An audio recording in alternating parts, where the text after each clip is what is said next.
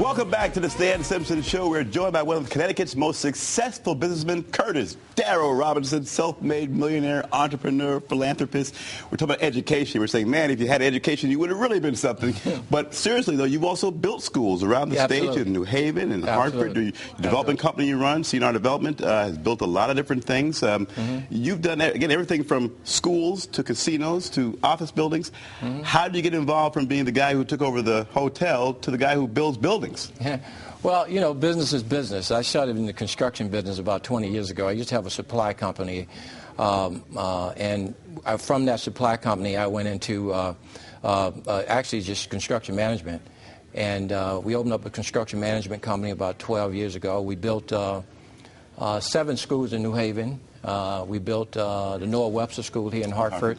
We built a juvenile detention on Broad Street, and we built, we participated in the McDougal facilities up in Suffield, and we worked a little on Bradley. But the thing is that, you know, it's not, you know, I always say that the guy who owns Southwest Airlines is not a pilot.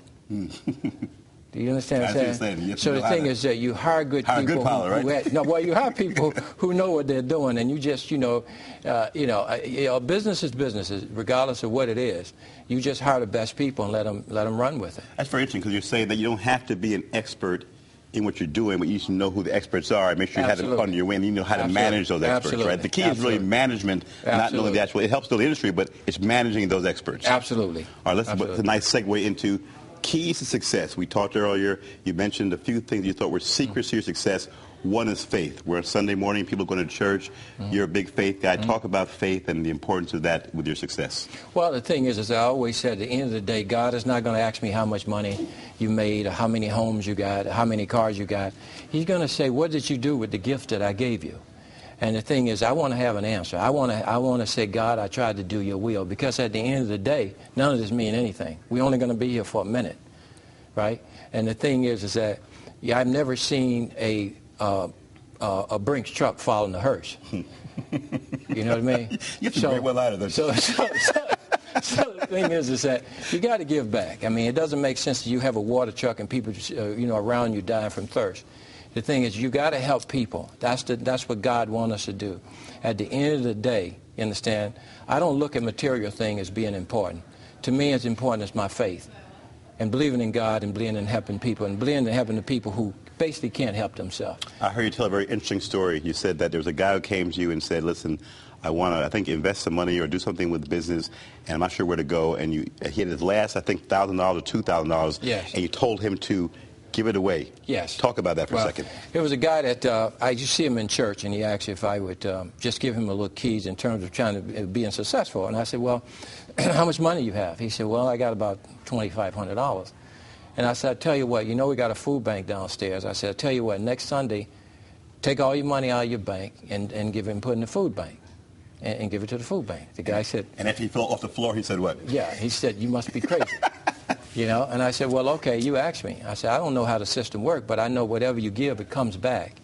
And so he thought about it for 2 weeks. He said, my wife and I, he said, we're doing well. He said, I was down the food bank. He said, you're absolutely right. I think I'm going to put the money in the church. He said, I think I got. I said, how should I do it? Should I go and get all cash? And I said, no. You should write a check and put it inside an envelope, and he did that. And I saw him about 6 weeks afterwards. And I said, how you doing? He said, great. He said, I feel really good in terms of what I did. And he said, I didn't have a purpose at first. I thought I would. He said, but my purpose now is seeing all the people and the children and little faces having food and stuff. He said, I feel really good. So about 3 weeks later, his wife called me up in the middle of the night, and she was screaming. And I said, oh, my God, something had happened. And what had happened is that they had hit the lottery for about $16 million. Wow. And, the thing is that the guy wanted to know, should he take it all at once or in 20 years, But anyway. So he gives it to $2,500 and it gets back. So the whole lesson here is that when you give, you get back. And absolutely. A lot of folks who are wealthy talk about the whole spiritual notion of giving, that when you give, it always comes back to you, saying there was an example of that. Absolutely. Well, the Rockefellers, the DuPonts, and people have realized, and people like the Oprahs are mentioned Oprah too. and Bill Gates. Bill Gates is a saved so many lives, and they understand how, how it comes back. In about 30 seconds, I'll hit a couple quick other points. Looking forward, not looking back. A lot of folks end up harping on past things that have happened. You're seeing a real secret to success is looking forward. Real quick, explain that. Right. Well, the thing is, if you're looking back, you're going to run into something. So, we know what happened. We know how, I know everything that happened to history and through history and stuff like that. But we got to let that go. We got to forget about it. Not forget about it, but, we got to move on. We got to move forward. Just, it's very, it's very interesting how, you look in the African-American community, the biggest employer in the African-American community is social programs. The biggest employer in the community should be businesses. And we got to stop, looking back and waiting for somebody to give us something. Nobody's going to give you anything for nothing. Whatever you get, you got to earn it. And this is a great country. You can earn it. All you got to do is go to school, prepare yourself, and regardless of who you are, you just have to fight for it. I step on the park bench in Bushnell Park with nothing, with 52 cents in my pocket. Maybe they should call me 52. No, but anyway. They call you Mr. 52. No, they call me that. But I got about 2 seconds left in this segment. I want you to finish up with surrounding yourself with positive people. Yes. And I want to talk about the Curtis Robinson Institute. But the final bullet point you have in your success, making sure you're around positive people. Absolutely. I don't care how negative you are. If you hang with positive people, you're going to become positive. And I don't care how positive you are. You hang with negative people, you're going to become negative. So you surround yourself with positive people. And finally, we cannot leave into the next segment without getting into the casino and golf course you're planning in St. Croix. Yes. $780 million.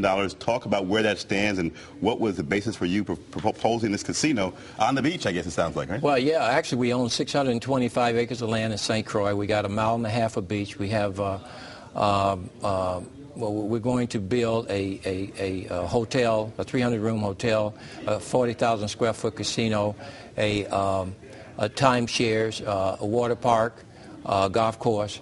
So, the whole nine. A whole nine, yeah, a whole 18. Whole 18. So we're getting that ready. That should be, we hopefully be in the ground by October with that, and it's a 30-month project. And we just received a big flag today, and I can't say the name, but I think thumbs up, big flag meaning thumbs up. Yes. All right. We're going to stay away from casino. We're going to talk about you're also a cancer survivor. Yes, we're going to talk about that next. When we come back, we'll be joined by Curtis Robinson, Dr. Jeffrey Steinberg. We'll talk about the Curtis Robinson Men's Health Institute to help to promote cancer awareness, breast cancer or prostate cancer awareness. Do not go away. You want to hear this.